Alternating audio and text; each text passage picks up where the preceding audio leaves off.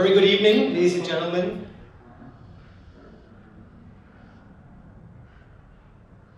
Now, we've got the main grid treated water that we get over here in Kuala Lumpur and all the big cities. But 1.2 billion people worldwide do not have any access to treated water. These are individuals that are forced to wake up in the morning and their primary goal is just to go and look for clean drinking water. Now, grid water, while this is usually the responsibility of governments, it does not reach billions of people that need it because it's extremely expensive. In Malaysia, we have been to Sabah and Sarawak, the rural parts of Sabah and Sarawak. I think with the Liter of Light group, people who have worked with Incitement on that, in Cameron Highlands, which is not too far from here, we have got thousands of Malaysians that still don't have clean water because you can't get grid water and treated water to the people. We've got communities that we have visited all over the world, and what do they do to get clean water? They buy bottled water every single day. Now, these are rural folk that don't earn very big amounts of money on a monthly basis, yet close to 40% of their monthly income is spent buying bottled water because they've got no choice. They've got no other alternative to have clean water. They buy bottled water. This is a picture that was taken in Indonesia. This is a river in Indonesia, outside Jakarta. You buy bottled water. Our MC was talking about not recycling plastic. How are you going to get your plastic recycled when you live in a community that does not have proper roads, doesn't have electricity, and it certainly doesn't have a waste management system? So you drink water, bottled water, you quench your thirst, you throw your bottled water into the rivers, you're polluting the rivers, and this is a bad cycle that happens. How do they boil water? They chop firewood. And then this impacts the environment further. They have to go out into the jungle, they're knocking down trees to get enough firewood to boil their water. Or in Sarawak, for example, we've been to communities that use gas cylinders. Now, the cost alone to buy a gas cylinder in rural Kapit, which is quite deep in the interior in Sarawak, could cost up to 12 times the price of what we pay for cylinder gas. Right? So again, the financial impact on families is humongous when it comes to boiling water using the conventional method.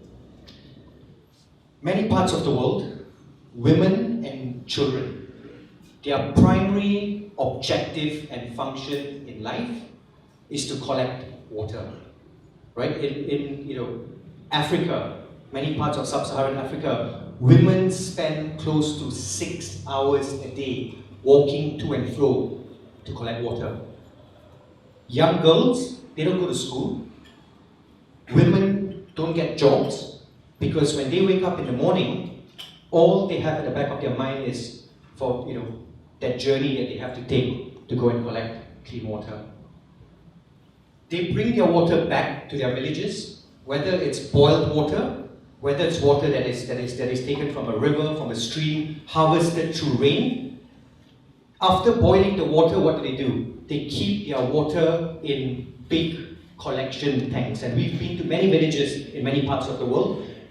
When they keep their water in dirty containers, what happens after a day, after 2 days? That boiled water, which is clean, gets contaminated. So what we did as a company was 7 years ago, we stumbled across a British military technology. Now, this was a technology that was being used by troops in Afghanistan and in Iraq to harvest and to make water drinkable, to make water sterile. And how they did that was by eliminating the smallest microbes that you find in water. The smallest bacteria and the smallest virus gets eliminated from any source of water, which makes the water sterile and safe to drink. We are spoiled for choice over here in KL. Everyone who's here is very fortunate because to us, it's not what water we drink, it's what type of fluid we want to consume. We have our iced lemon teas, we have our ginger beers, we have our ribenas for those who are halal I think we spoil for choice, but many people around the world, all they care about is to consume water that does not make them sick, that gives them enough hydration to survive another day. So what we did was we spoke to this group that owned this technology in the UK.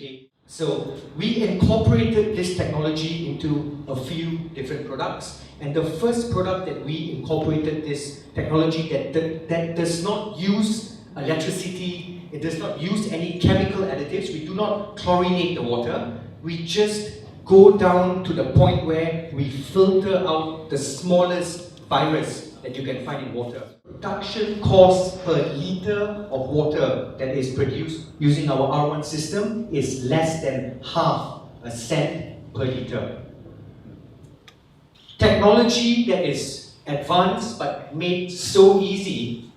And this was a school kid in somewhere off Cameron Highlands. So a young 7-year-old standard 1 child can just turn on their tap, and what they get is clean, sterile drinking water. So as that, over the past 6 years with our R1 systems, we have gone into close to 7,500 rural communities all over the world.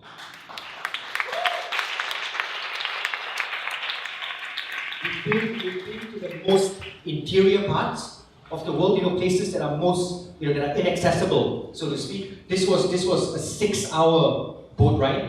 I don't want to tell you what it did to my back and slightly lower part of my back after this, sitting down for 6 hours over here. We've done work in, like I said, all parts of the world. We have, had a rollout in West Africa recently. We're doing work in Ghana, in Guinea, in South Africa.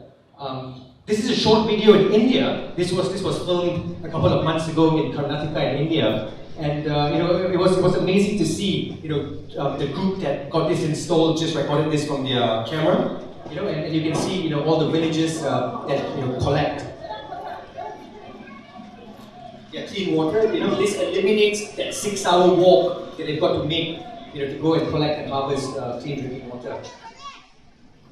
So what we did after 6 years was that we realized in order for us to get our big communal tanks into villages, it required a certain element of funding, right? And the end users, the villagers, they were helpless because they could not afford to get these big tanks installed in their villages on their own. So we worked with governments, we worked with companies as part of their CSR rollout, we worked with foundations, we did some fundraising on our own. We identified certain projects that we worked on and fundraised on our own, but we realized there was a need for us to work backwards. People seem to scale up, I think we scaled down. Right? So what we did was we wanted to incorporate the same technology into a little family unit, which we call our household solution. And about 2 years ago, we came up with our H2GO carry cans. Right? So these carry cans, they store 25 liters of water. They can produce up to 40,000 liters of sterile drinking water, which would mean a family of 5 can use these carry cans for up to 5 years before having to replace a little cartridge in the inside. Again, with our carry cans, the response has been phenomenal. We've worked with various charity organizations. We've worked with families in rural communities that say that for the price of a carry can, I don't have to worry about water for the next 5 years.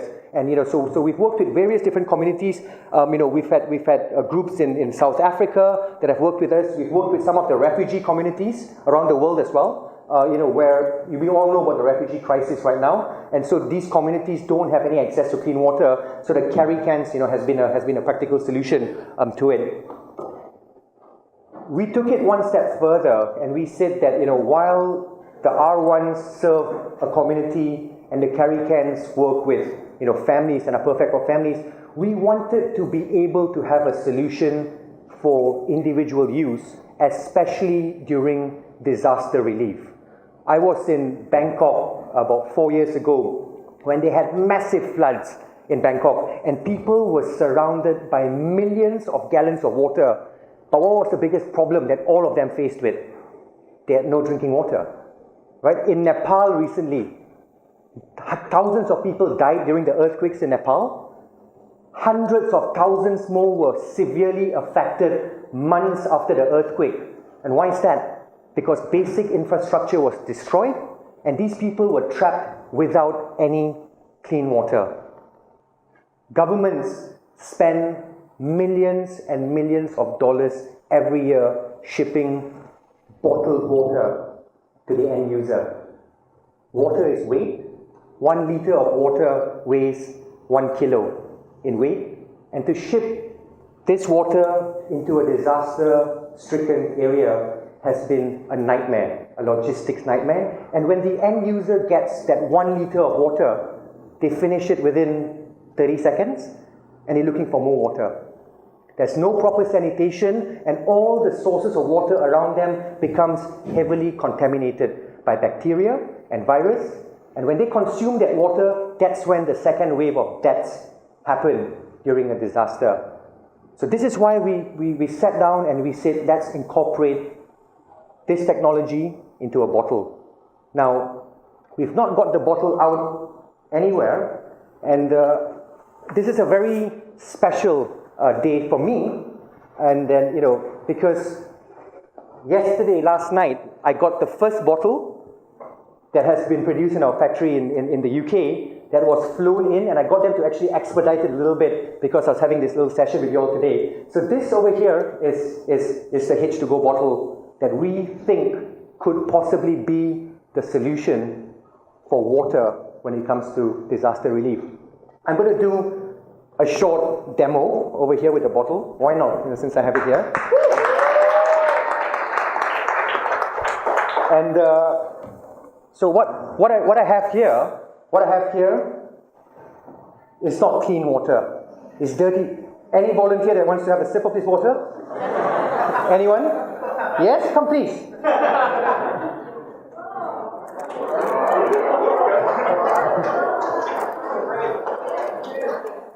I'm going to make the assumption he wants to have a sip of the treated water.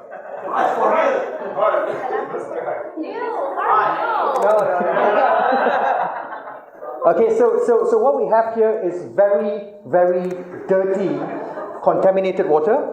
Yeah? Yes. Okay. You just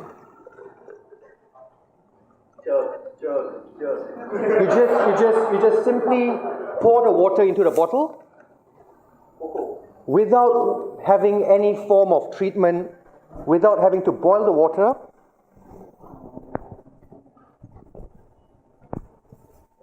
If you could just hold the mic. All right, I'll hold this one. It's become the mic holder. Right, so all you've got to do is you've got to put the water, dirty water in here, you push it out, you squeeze the water. Wow.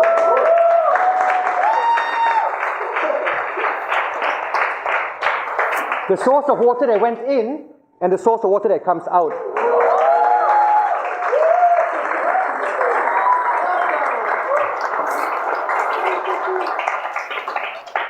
You have a sip as well. Yes. Since you've come.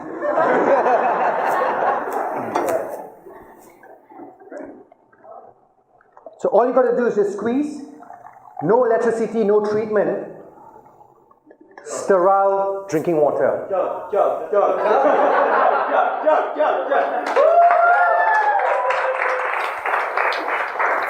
Thank you, Harsh. You can ask him on Monday whether he's had like a bad tummy ache over the weekend. So we, as I mentioned earlier, we have done work over the past couple of years all over the world. From South America to Africa to various parts of Asia. And I think the whole purpose of me being here today is not just to share with all of you what we've been doing. This is not a pitch on our product, right? This is just for all of you to understand. Incitement, I think, has sparked a fantastic movement all over the world. We have identified a problem, which is water poverty. We have what we feel is a solution. We want to work with everyone and anyone that we can work with. There is no project that might be identified that is too small for us. There's no individual that is irrelevant to us. Whether it's working on now having a bottle delivered to communities or individuals that might need it, we will extend all our expertise and support. And the take-home message that I want you guys to leave with today is, whether it's our course on water or whether it's some other course that we're working in, I think it's our responsibility as citizens of this planet to do our part and to be able to contribute and make some positive difference to the people around us that need it. Right? Don't allow ourselves to ever believe that we are insignificant. What good is one person? Well, one person is good enough to help at least another person who's in need. With that, I think my 20 minutes is up. And, well, thank you very much for paying attention.